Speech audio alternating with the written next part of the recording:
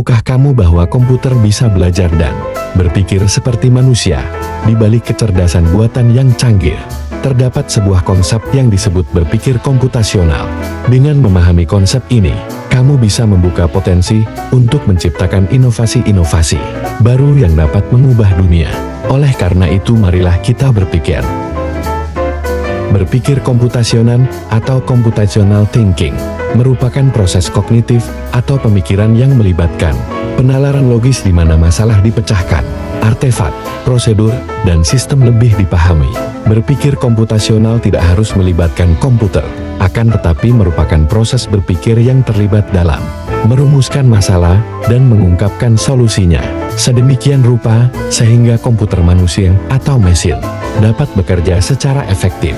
Dalam berpikir komputasional, terdapat 4 konsep landasan, yaitu decomposition dekomposisi, yaitu teknik memecahkan masalah atau sistem yang kompleks menjadi bagian-bagian yang lebih kecil dan lebih mudah dikelola. Pattern recognition, pengenalan pola, yaitu teknik mencari kesamaan di antara dan di dalam masalah dengan masalah lainnya.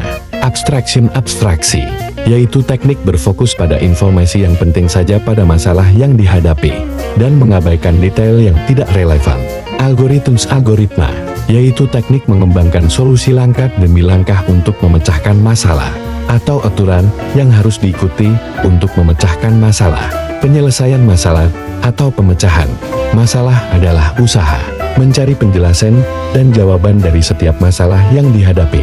Upaya penyelesaian masalah melalui pemilihan dari beberapa alternatif atau opsi yang mendekati kebenaran atau dianggap benar untuk suatu tujuan tertentu.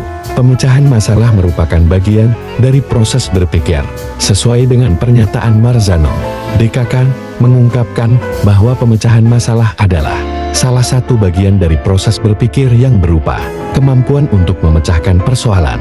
Terminologi penyelesaian masalah digunakan secara ekstensif dalam psikologi kognitif, yakni bertujuan untuk mendeskripsikan semua bentuk dari kesadaran, pengertian, atau kognisi.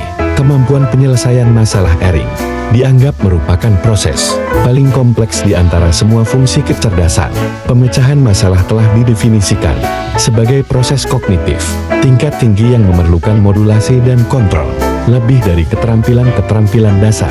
Proses ini terjadi jika suatu makhluk hidup atau sistem kecerdasan buatan tidak mengetahui bagaimana untuk bertindak dari suatu kondisi awal menuju kondisi yang dituju.